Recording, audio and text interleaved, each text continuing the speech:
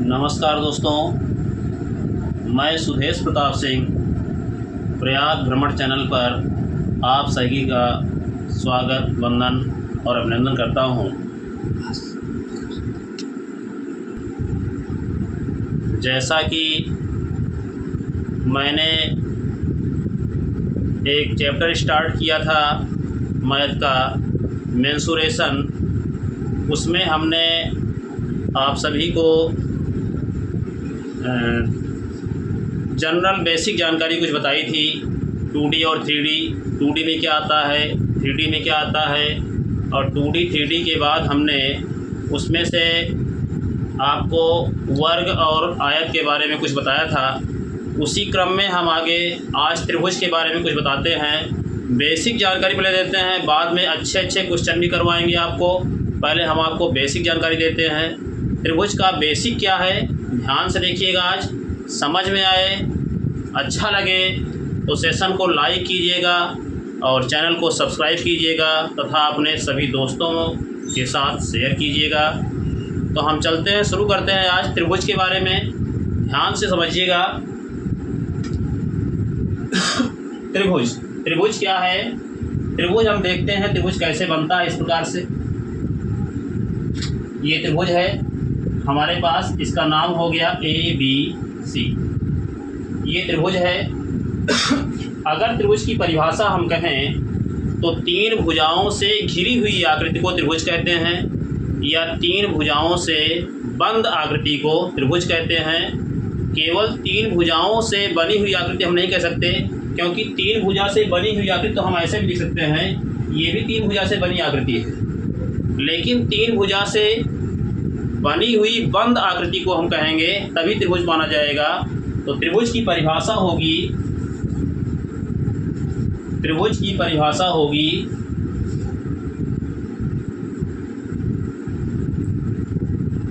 तीन भुजाओं से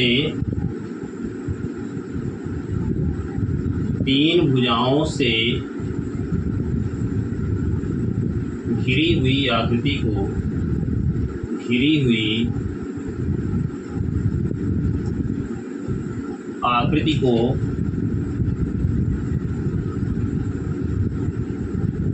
त्रिभुज कहते हैं।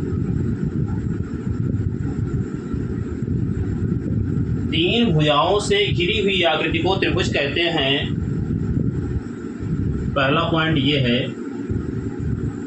त्रिभुज में तीन भुजाएं तथा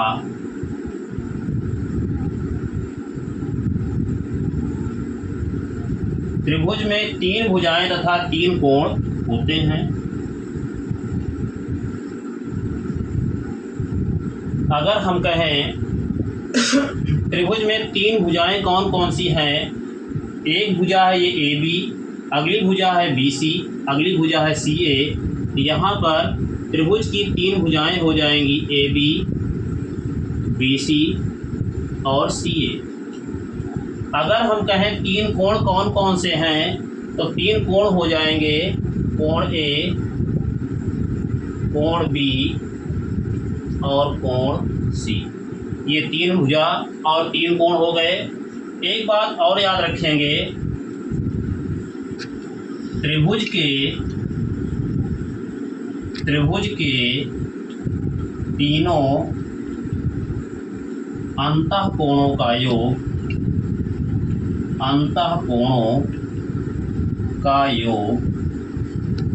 180 अंश होता है।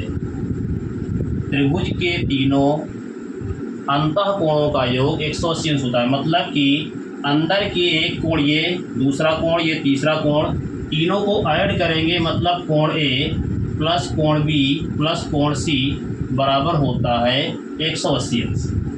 ये हमारा है त्रिभुज। अगर हम आगे चलते हैं,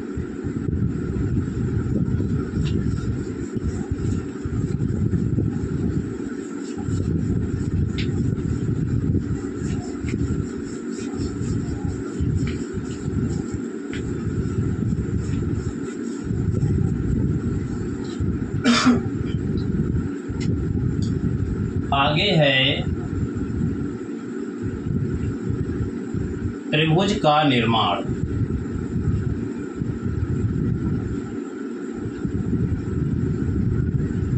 त्रिभुज का निर्माण, त्रिभुज का निर्माण देखिए कैसे होता है।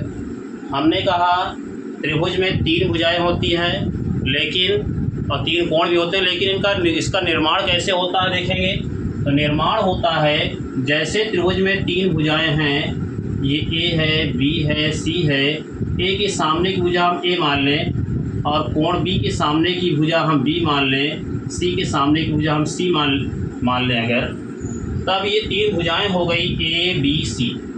अगर 3 भुजाएं ए बी सी हो गई तो त्रिभुज का निर्माण कैसे होता है। पहला,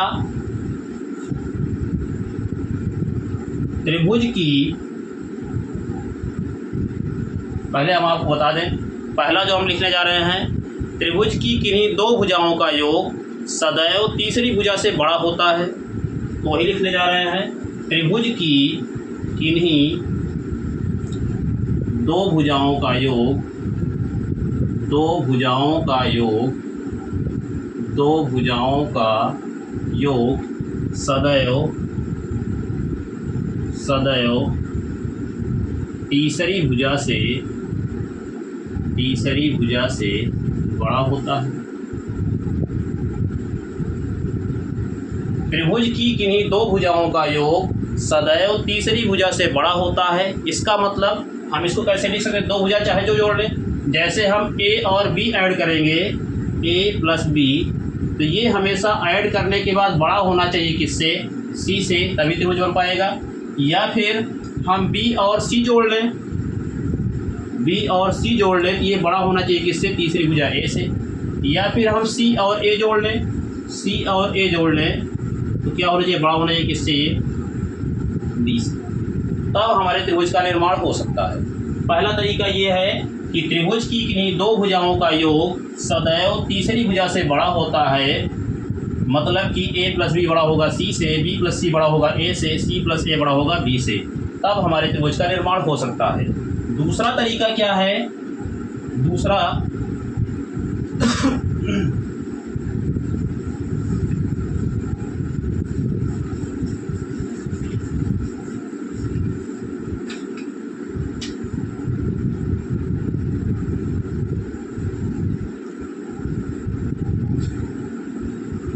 दूसरा तरीका है त्रिभुज की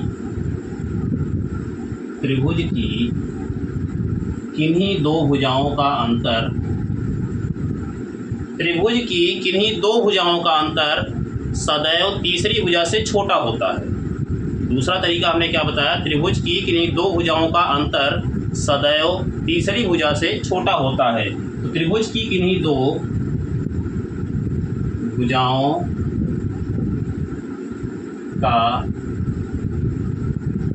अंतर सदैव तीसरी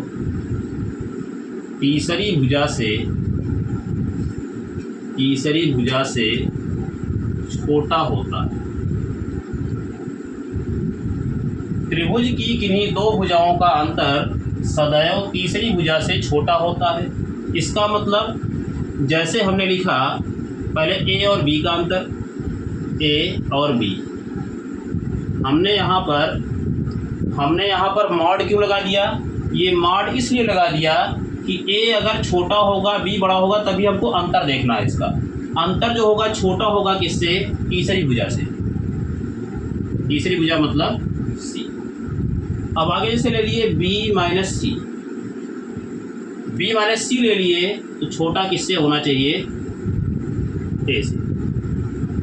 आगे अगर हमने सी माइनस ए ले लिया तो छोटा किससे होना चाहिए, बी से। ठीक है, तो हमारा दूसरा तरीका क्या था, त्रिभुज की किन्हीं 2 भुजाओं का अंतर सदैव तीसरी भुजा से छोटा होता है। अर्थात ए माइनस बी छोटा होगा सी से, बी माइनस सी छोटा होगा ए से, सी माइनस ए छोटा होगा बी से। हमने मॉड लगाया है क्योंकि यह डिफरेंस है, माइनस भले लगा है, इससे जो भी बाहर आता है वो प्लस में आता है सदैव। ये हो गया हमारा त्रिभुज का निर्माण किस प्रकार से होता है। हम आगे चलते हैं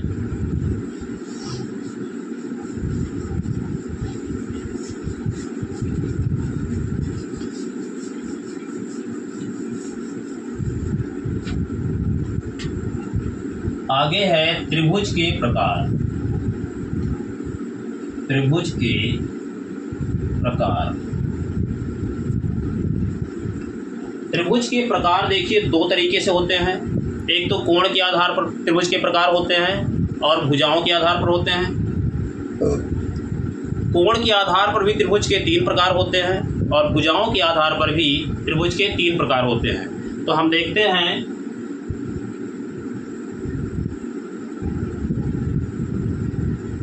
कोण के आधार पर, कोण के आधार पर, और यहाँ पर भुजाओं के आधार पर, भुजाओं के आधार पर। ये है कोण के आधार पर और ये है भुजाओं के आधार पर। 2 प्रकार से बांटा गया है। तो कोण के आधार पर त्रिभुज के कितने प्रकार होते हैं? पहला होता है समकोण त्रिभुज। पहला होता है समकोण त्रिभुज। दूसरा होता है न्यून कोण त्रिभुज। दूसरा होता है न्यून कोण त्रिभुज। और तीसरा होता है अधिक कोण त्रिभुज।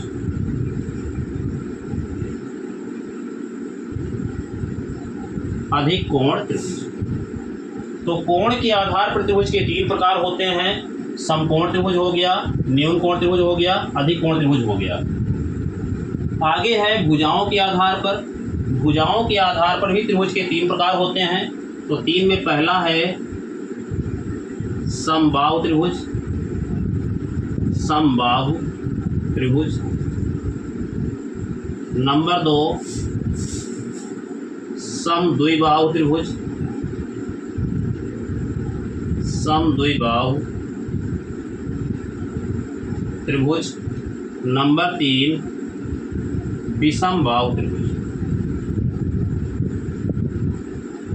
विषमबाहु त्रिभुज। तो हमने बताया भुजाओं के आधार पर, भुजाओं के आधार पर भी त्रिभुज 3 प्रकार के होते हैं। पहला त्रिभुज है समबाहु त्रिभुज, दूसरा है समद्विबाहु त्रिभुज और तीसरा है विषमबाहु त्रिभुज। इसका मतलब त्रिभुज के प्रकार 2 तरीके से बांटे जा सकते हैं। पहला है कोणों के आधार पर 3 प्रकार के समकोण त्रिभुज, न्यून कोण त्रिभुज और अधिक कोण त्रिभुज। दूसरा है भुजाओं के आधार पर। भुजाओं के आधार पर भी त्रिभुज के 3 प्रकार होते हैं। समबाहु त्रिभुज, समद्विबाहु त्रिभुज और विषमबाहु त्रिभुज। तो हम एक एक करके आपको समझाते हैं। वैसे इन दोनों में हमने जो सबसे ऊपर त्रिभुज लिखा है वो एग्जाम की दृष्टि से सबसे ज़्यादा इम्पोर्टेंट है। जैसे समकोण त्रिभुज एग्जाम में सदा पूछा जाता है।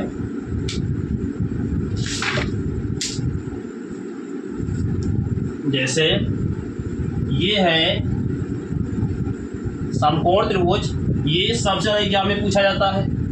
इधर है समबाहु त्रिभुज, ये भी एग्जाम में सदा पूछा जाता है।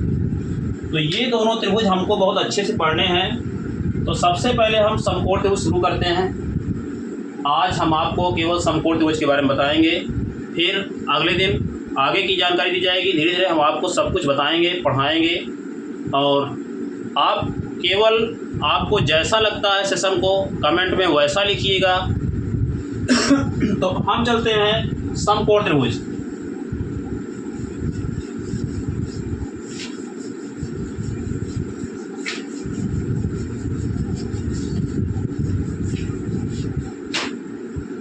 हम आगे चलते हैं समकोण त्रिभुज। समकोण त्रिभुज। समकोण त्रिभुज क्या होता है इससे पहले जानिए।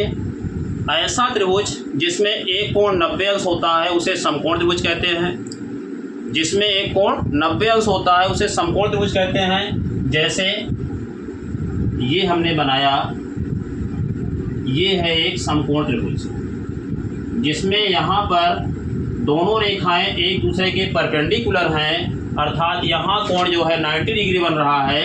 एक ही कोण 90 अंश बनेगा, वही समकोण त्रिभुज होता है। तो हम यहाँ लिखेंगे ऐसा त्रिभुज, ऐसा त्रिभुज जिसमें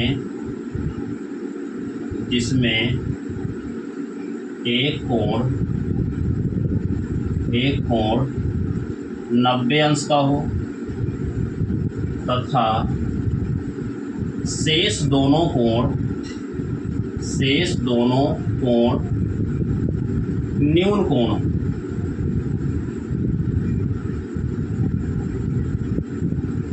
हमने क्या बताया इसके बारे में? ऐसा त्रिभुज जिसमें एक कोण 90 अंश का हो तथा शेष दोनों कोण न्यून कोण हो। न्यून कोण होने का मतलब यहाँ कुछ भी हो सकता है, जैसे यहाँ 30 अंश है तो यहाँ 60 अंश हो जाएगा, दोनों न्यून कोण होंगे, उससे आगे नहीं हो सकता है। नहीं, दोनों पर समकोण कर देंगे हम तो 90 हो जाएगा, 180 ऐसे हो जाएगा, सब मिला करके 180 होता है। इसका मतलब एक 90 हो गया कि ये दोनों न्यून कोण ही होंगे और किसी हाल में न्यून कोण से ज़्यादा कोण नहीं बन सकता है इसमें। तो एक कोण 90 अंश का होगा और शेष दोनों कोण न्यून कोण होंगे। हम आपको ये बता दें कि इस त्रिभुज में 90 अंश के सामने की भुजा हमेशा कर्ण होती है और अगर कहीं पर हमने कोण ले लिया थीटा तो उसके सामने की भुजा हमेशा लंब होती है, तीसरी भुजा आधार होती है। अब जैसे हम त्रिभुज बना दिए इस तरह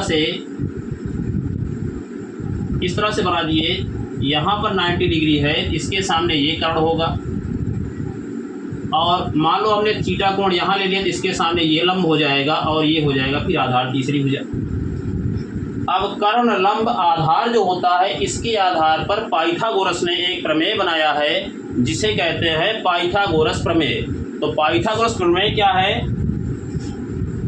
कर्ण का वर्ग शेष दो भुजाओं के वर्गों के योग के बराबर होता है, यही है पाइथागोरस प्रमेय।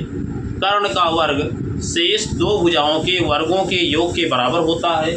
जैसे अगर हम यहाँ पर लिखें पाइथागोरस प्रमेय,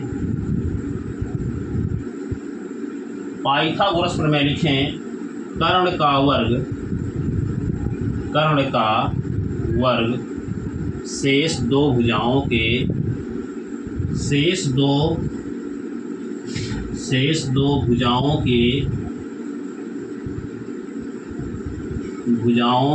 वर्गों के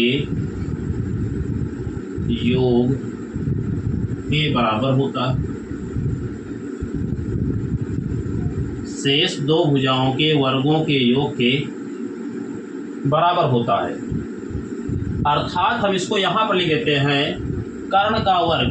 कर्ण का मतलब होता है, यहाँ पर देखिए कर्ण है ये भुजा AC का वर्ग बराबर होगा, ये लंब है, मतलब शेष दो भुजाएं चाहे तो लिखिए, AB है, BC है, आगे पीछे कोई भी लिख सकते हैं, लेकिन सबसे पहले यहाँ लिखा जाए कर्ण का वर्ग। जैसे हम, चलो ठीक है, पहले हम यही लिख देते हैं कर्ण का वर्ग बराबर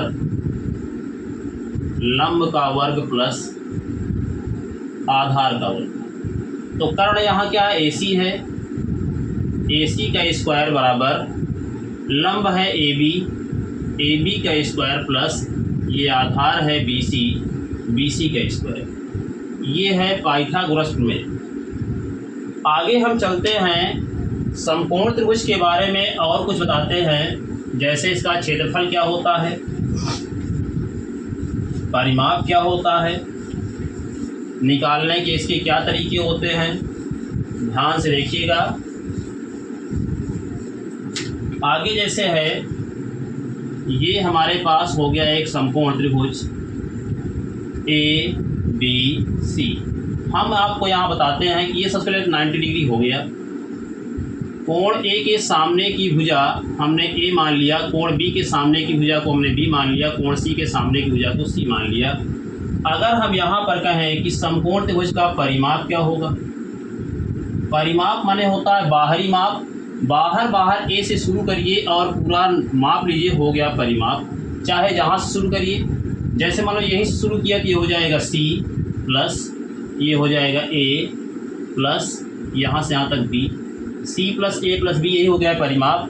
अगर हम इसको क्रम से लिखना चाहें, क्योंकि अगर कोई भी प्लस में लिखी हो संख्या हो या अल्फ़ाबेट हो, प्लस में लिखा है तो हम आगे पीछे कर सकते हैं, या चिन्ह के साथ हम चाहे जैसा लिखा हो आगे पीछे कर सकते हैं। A plus B plus C, ये हो गया क्या, इसका परिमाप हो गया। परिमाप की बात करते हैं क्षेत्रफल पर।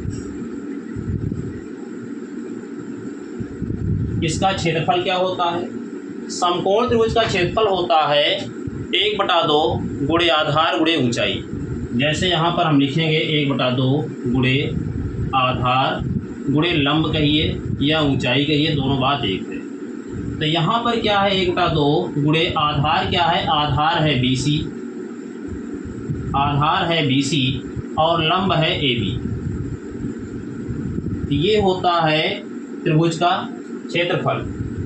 ये है परिमाप, ये है क्षेत्रफल। जैसे हम एक आध एग्जाम्पल आपको बताते हैं।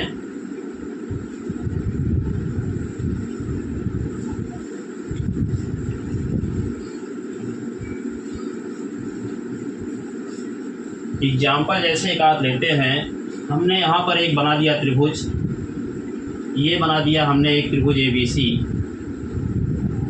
क्योंकि समकोण त्रिभुज है, हमको भुजाएं भी उसी प्रकार लिखना होगा। जैसे हमने यहाँ लिख दिया 6 लिख दिया, यहाँ 8 लिख दिया, यहाँ 10 लिख दिया।